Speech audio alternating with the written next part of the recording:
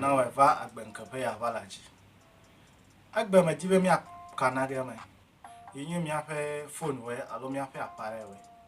mi ape phone yo mi le zazare ole mi a recording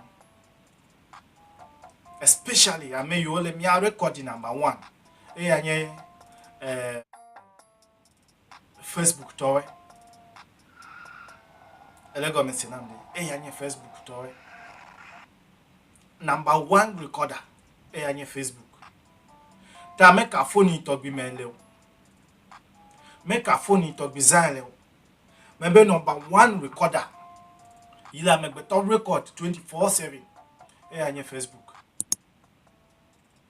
elego me sinamde anye Facebook matchinya le kana we gaimene fon ya be o medibe ma WhatsApp ya ne vale leke ma gbele e vale app a o download because app a me le phone me ne le me kra che ma amie de wa va download the code me imo e be ya download o app de sia de ye di be ya download la obia na nya de we for example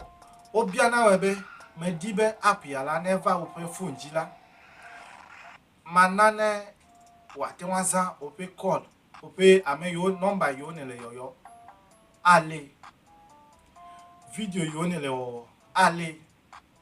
picture yo ne le dede ale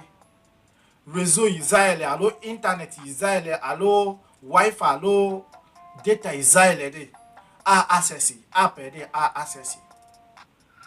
open call the sia de in word a access ya waga access open phone memory app de wema app de sia de app yo mele nyebe enu ina benete WhatsApp ile ne zaza nu ina benete le WhatsApp awo nu ina benete le imo wo nu ina benete le Facebook za button ma alo logo ma de e ya mele yo be app ta app ma de mebere hello record ta no nyebe e download WhatsApp code open phone ji fifula e fiabe no gbanto ene mo be wate wa kasi open contact o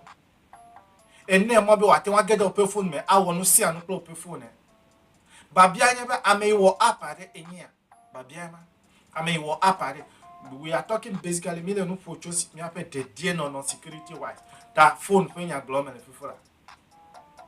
app in a download code open phone jide obia question dewe vo me apagan to me call open susu code un mele chichi na obede app ma de dole record elego me sinamde elo record babia anya be ne wa call nuka ameka edo do ma wa un to fe video yi wa po ma elego me sinamde na ebe ya download app fifula ya onye be app de lo obia se be medibe ne na download nye fe app la medibe ma zan pe call we alo number yo ne le zaza medibe ma jesi we no ka dibe ya opri no ma babia ma no ka dibe ya opri open contact we okay ebe I have to access your gallery ebe ya zan app there maybe photo editor ebe yi dibe ya access open gallery match now no science computer science to we watch now be there na mete won access o dey if you mate wa odo ahachwe nyele chichi na be ahachwe 24/7 photo de sia de naga de from that day chogbe igbe ne download app ma ko de mere photo in the phone na me gba app a lo e koju ko ina app a woto e wola evelia photo in naga de alo video in naga de chogbe ma gbe ne download app a de anu app ato boy anu app to boy elego me say anu app to boy taba bia nyebe mi ape dede no what is our security when we are using gadget name the phone oza security ka ale mi asi oyo na be tapping tap ye ya nyebe mele fi ma to va bia mo le MTN to go na nyi me bia mo kra che o hackers o wo na no ma no nya pa o number ko la de ko hack to system because phone me call no pro ne le nyen po fi fra la emoji ne le nyen po le te wa to hack enye be wa to ayimo me ano wo pe no propose se ano pe pictures wo po ano pe audio po call yo ne le ofete wa no po wa no si ya ta phone Israel kwa na data le vo kaba kaba no menya o de amede type ta o pe data de ya mi ele zaza fifi la programme o le o pe phone Israel kwa che de amede atun amma me de apave ana apa de casa ele go mesinama simple ne me glo fifi la o de manye amade kemele ready wa glo ya ta mele glo na we because me kanu me ya me va kedem ele go mesinama de me kanu me ya me va kedem ta no vi me ga kofo agbede le vo ele vivi na mi abe security no ebe ya download app de si ade ko jagba be ipogbo be o me bi akwesi no bi akwesi de ole won to wa te wan gbe na we app de ole de won to wa te wan gbe na we yet you can still download the app ta owe o eseleun vo ame you me nya de fall into that trap ya ta me le wo ku me ku me le ku fu na ochon ele go me sinam ya ta me le ku fu na ochon mega coffee cloud elle veut afia me de na tap wo phone wa tap wo pe ko account fifi la mi anto mi po mi ano yo le Nigeria lo chichova o me ko le fefe kura Ghana ncho mi ne maka cho Ghana me ncho o do deport over 1000 of them but wa cho Nigeria ava do le beni ava do de Togo me agede Ghana me because mi akple Nigeria Ghana akple Nigeria wa ko le yefu gbedo ele go me sinama mi awecha ta me do kuna we jagba ne na nonte me ga ngombe jagba ne na subscribe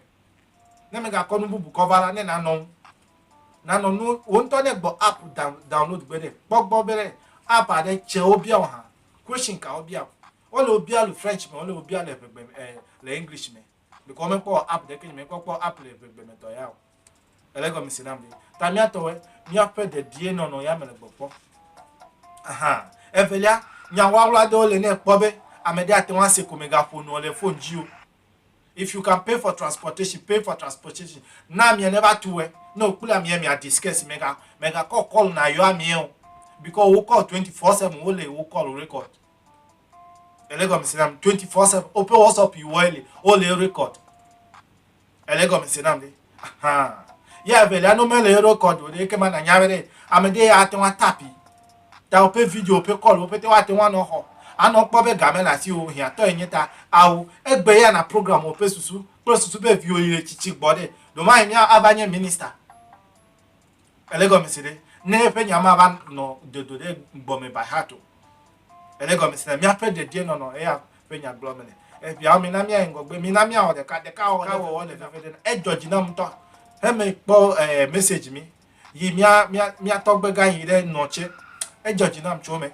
mi na mi o de ka aha mi na mi o de ka ne mi akpongo gbe dede mi da sile politics pe unnecessary government ame ipo etonyin pa agbelejide magbe ya ko de me ame ipo etonyin pa agbelejide agwen ojo Togo me pa agwen me de suku vo agbelede epoji fine ele go me sidam de evelia boko no ya onye vo etonyin de sofu ya onu ele go me sidam etonyin de sofu ye ta lolo ka le etonyin ple boko no ago dome hadebenuka etonyin ya be yin sofu me eya menye sofu cha onyo blema me de menye sofu yo ele go me sidam de ta fifila ni ma dibe mi awenye mi lo mi ano me ka be mi le subo de me ani si ple ipi mi wodeka mi ebia o ya mi awodeka na mi le so me fufufu me kre mi na mi awodeka ele go me side mi na mi awodeka ni mi yale ma de go mi na mi awodeka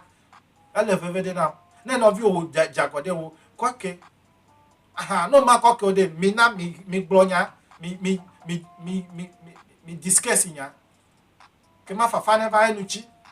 ele go me sinam de aha me ga le no vi o de pomo me ga le de domo a o me ga le de jimi a o